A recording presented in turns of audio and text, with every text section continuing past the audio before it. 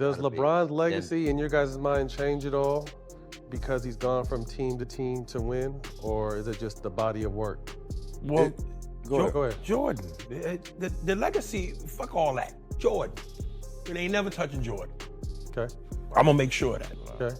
I think the guys with the strongest legacies, me personally, Tim Duncan, Kobe, Jordan, like those guys stood with one organization, won their championships and did everything with one organization like Kobe and Tim. So I think their legacy is gonna always be more concrete than guys that. Steven Jackson just voiced the brutal truth that most people are too scared to say on camera. He didn't pull any punches. That message is ringing loud and clear right now. The claim is simple: LeBron cannot be the GOAT because he switched teams too often. It is sparking chaos.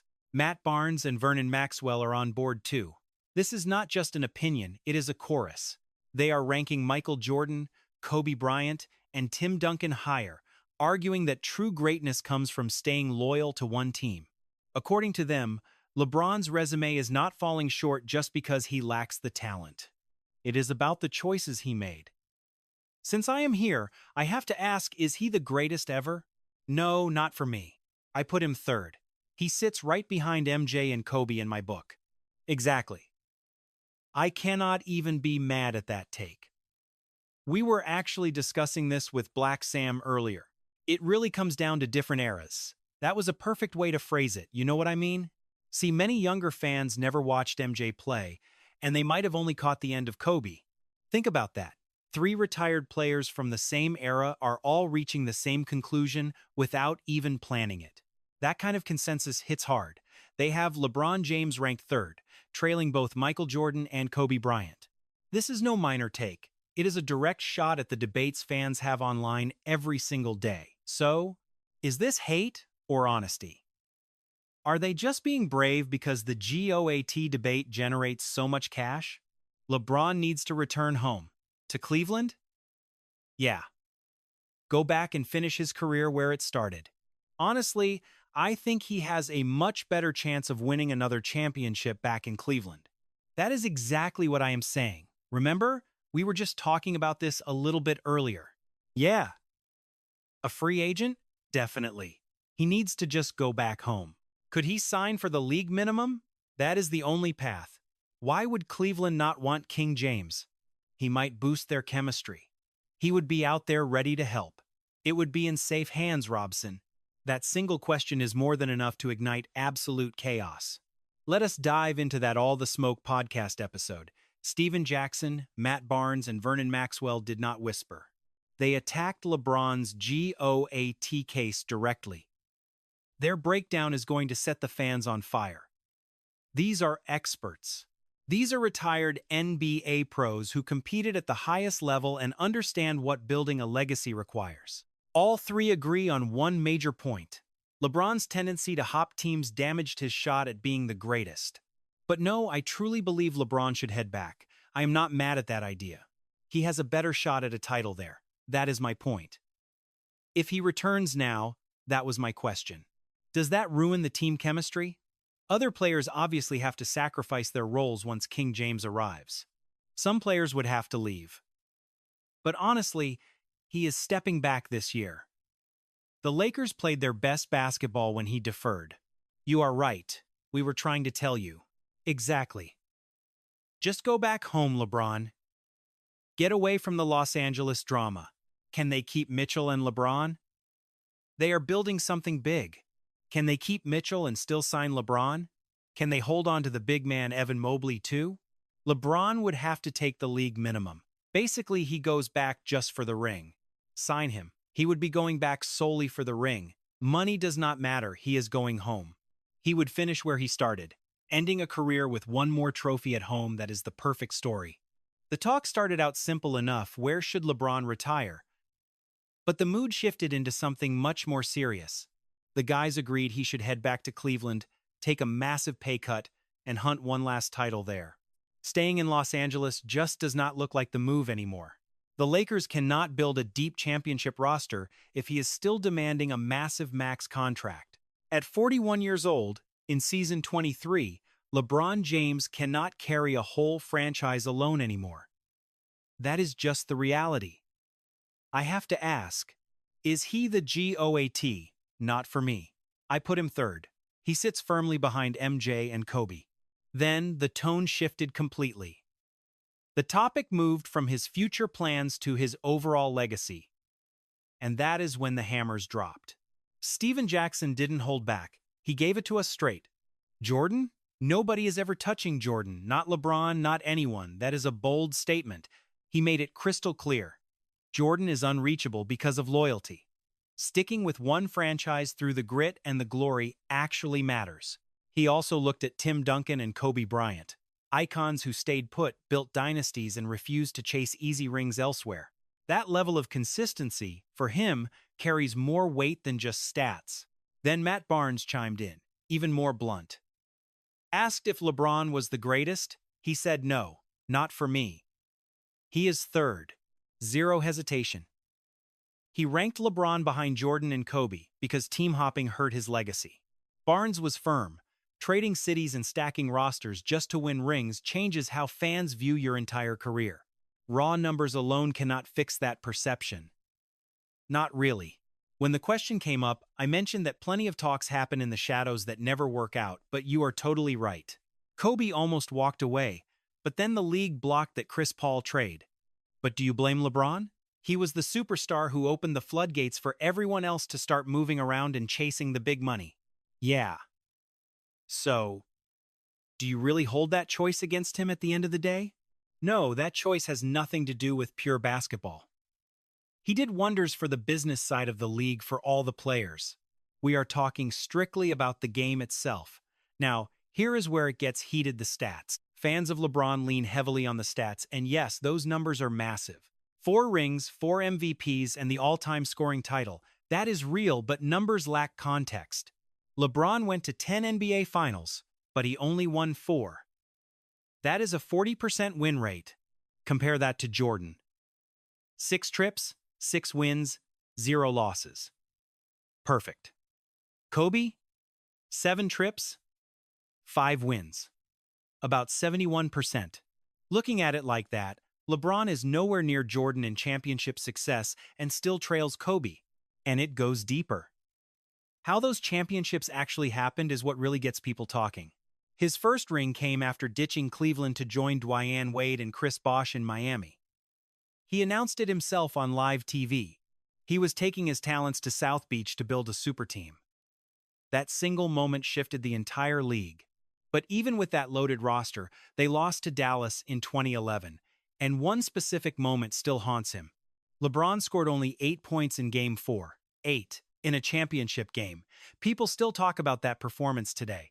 In that crucial game, Dirk Nowitzki and the Mavericks took control and shut Miami down 86-83. When the pressure reached its peak, LeBron was missing in action. It stuck with fans because it looked like he vanished right when his team needed a hero. To the critics, a failure like that does not just fade away. They argue it follows you forever, especially in the GOAT debate. No matter your future wins, those failures stay front and center. Then came 2014. After winning 2 titles in Miami, LeBron made his next big move. He packed up and headed back to Cleveland. And the world had one question. Why make that switch now? The answer? Most say it was another setup, a chance to pair up with Kyrie Irving and trade for Kevin Love. Another loaded roster, another aggressive hunt for a title, and it worked. Cleveland captured the championship in 2016. It was a massive moment, sure. But even that victory gets scrutinized. That entire series required every little thing to break perfectly. Kyrie Irving hit one of the gutsiest shots in finals history, while Draymond Green sat out Game 5 on suspension. Those events flipped the script, take them away, and many argue the final outcome looks a lot different. That is why critics say LeBron needs things to be perfect. Meanwhile, they argue Jordan never relied on lucky breaks. He just took command. Then 2018 arrived and history repeated itself. LeBron left Cleveland for Los Angeles. A new team, a new city, but the same pattern. Immediately, the front office moved to bring in Anthony Davis. Another superstar joins the squad. Another desperate push for a ring. It resulted in a title in 2020. But even that win is debated. The bubble environment was unlike anything we had ever seen. No fans and zero travel. No home court advantage. Just basketball in a controlled, isolated setting. Some fans respect the grind. Others put a huge asterisk next to that trophy. The debate still rages. Now, compare that to how other legends built their legacies. Jordan was drafted by Chicago in 1984. In the beginning, things were far from smooth. The Pistons kept knocking them out, but he never left. He stayed, fought through the pain, and built a dynasty in Chicago. 6 rings, 1 jersey. He never even needed a Game 7 to close out the finals. That is dominance on a different level. Kobe Bryant's path was just as set. Drafted in 1996 and sent straight to the Lakers. 20 years in purple and gold, 5 titles, 1 legendary franchise. When things crumbled after Shaq departed, Kobe did not bail. He stayed put and rebuilt that roster from scratch. That is the loyalty fans respect. Tim Duncan followed that exact same script. Drafted by San Antonio in 1997, staying for 19 seasons. 5 banners, all in San Antonio. 0 drama, no team hopping, and no shortcuts to a ring. Just pure greatness year after year with the same team. That is the point Stephen Jackson, Matt Barnes, and Vernon Maxwell are making. For them, those legacies carry more weight because they were built in one city. They call it earning it the hard way. No shortcuts, no escaping when things got rough, just staying and winning through the grind. On the flip side, they view LeBron James and his path differently. Switching teams and handpicking rosters changed his situation, and they believe those choices shift how the world sees his entire legacy. It comes down to a simple question. Can you win while enduring the struggle? That is the ultimate test. Of course, LeBron supporters fire back. They argue he just made smart business decisions. He took the wheel, created championship environments, and won big. And honestly, that part is true. 4 titles, massive wealth, and years of dominance. The strategy worked. But this debate is not about what was effective. It is about the definition of greatness. For many, loyalty and building a home in one place still carries immense weight. Another factor that keeps surfacing is how a star performs under pressure. Those clutch moments when it is all on the line. The 2011 finals raised eyebrows, but critics point to even more examples. During Game 4 of the 2007 finals, LeBron had 10 points on 4 of 16 shooting as Cleveland was swept. In 2008 against Boston, he shot 2 for 18 in a season-ending loss. Fans do not see those as random off nights. They see them as patterns moments where the stakes were highest and the performance simply did not match the hype. There were even troubling reports from the 2011 Miami Heat squad. Teammates felt LeBron was too passive in those finals against Dallas. That frustration started brewing quietly behind closed doors. This just adds more fuel to the fire. Every choice, every game, and every bad night gets dragged into the GOAT debate. They felt like he was not playing like the best player alive. That is a heavy accusation to make. Think about it. With legends like Michael Jordan, Kobe, or Duncan, you never hear stories about teammates questioning their competitive drive. Jordan never had guys in the locker room doubting his will to win. Kobe never gave a reason to wonder if he wanted it. Duncan never vanished when the lights got bright. That is the line being drawn. They are arguing there is a gap between true all-time greats and stars who just pile up stats without that edge. Now, this is where the story takes a sharper turn. The Rich Paul and Bronny James drama came up. Stephen Jackson saw it as a win, but not everyone shares that perspective. Jackson noted that LeBron is the only star to bring his circle along and put them in a position to build wealth. And that part is undeniable. Rich Paul built an empire, and Bronny James actually made it to the league. But the critics are firing back. They argue those chances did not happen naturally. To them, it was not about merit alone. It was all about influence. Rich Paul was not a powerhouse agent before LeBron arrived. He was a buddy who stepped in while LeBron's massive leverage forced teams to pay attention. That connection changed the whole game. Bronny James is caught in the same storm. Many say he was not a top-tier prospect before the draft, yet he went 55th overall. Most believe that draft pick was just a move to keep LeBron happy in Los Angeles. That is where the big word comes in: nepotism.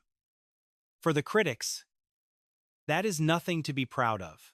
They view it as using power to kick open doors that other people spend a lifetime trying to reach. Just imagine, there are agents grinding for decades just to get a seat at that specific table. Countless players work tirelessly for a single roster spot.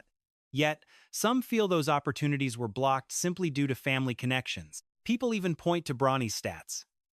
This season, he is averaging 2.9 points per game on 40.9% shooting. Those numbers serve as proof that he is still developing and not ready for high-level NBA production just yet. So the noise gets louder. He is there because of his last name, and LeBron had the leverage to make it happen. For critics, that doesn't sit right with their idea of a GOAT. They think greatness is earned solely through performance, letting the game do the talking without any extra PR. But the podcast conversation didn't just end there. Then a huge topic surfaced: the massive gap between NBA eras. Matt Barnes and Steven Jackson played through the league's grittiest years, the late 90s and early 2000s. They've seen every style and they aren't budging. The 90s were brutal and far more physical, hand-checking was legal, and the defense was suffocating. Getting a bucket was a war. You had to take it straight to your defender. Charles Barkley once broke it down perfectly. Zone defense flipped the script. Suddenly, the weaker defenders had a place to hide. No more getting cooked one-on-one. Now they relied on help and spacing. That shift completely changed the game's energy. It cleared the lanes for the offense, making scoring way easier than before. LeBron James has spent his entire career in this modern system. No hand-checking. Total freedom of movement. The rules are built for the offense now. Meanwhile, Michael Jordan played when defenders could actually get aggressive. You had to battle through contact just to get a shot off. And he did just that. Jordan averaged over 30 points, dominated every night, and won 6 rings without ever jumping ship to chase a super team or a better roster. That context keeps coming back. Because comparing eras isn't just about looking at stats, it's about understanding the actual playing conditions. Critics claim LeBron had it easier. More flexibility, player empowerment, and the power to handpick his own teammates. They believe Jordan climbed a steeper mountain without those luxuries. So when vets like Steven Jackson and Vernon Maxwell speak up, they aren't just talking for the sake of it. They speak from experience. Their position is crystal clear. LeBron's team-hopping hurts his GOAT case. It's not about skill or stats. Everyone knows his numbers are legendary. It's because legacy is about more than just numbers. It is about loyalty. It's about building a dynasty in one city and grinding through the low points instead of looking for an easier exit. It's about delivering when the stakes are highest. In their eyes, that is what separates the greats from the actual GOATs. When you add it all up, you see exactly why this NBA debate isn't cooling off anytime soon. It isn't just about the rings, points, or the highlights. It's about how those championships were earned and the hard choices made along the journey. On one side, you have LeBron, a generational talent with insane longevity and the power to control his own destiny. Then you have icons like Jordan, Kobe Bryant, and Tim Duncan, men who stayed loyal to one franchise and built their legacies from scratch. That's where the divide starts. Some fans value smart business moves and career flexibility. Others respect the grind and sticking it out through the hard times without switching lanes. There's no simple answer, but Steven Jackson, Matt Barnes, and Vernon Maxwell just said the quiet part out loud. That is why it hit so hard. Now, it's your turn. Where do you land on this? Does jumping teams tarnish a legacy, or is winning a ring all that matters in the end? Drop your thoughts in the comments. Let's get this conversation started. If you enjoyed this breakdown, make sure to hit that like button, subscribe for more content, and share this with anyone obsessed with the GOAT debate. Stay locked in. We have more heat coming your way very soon. See you in the next one.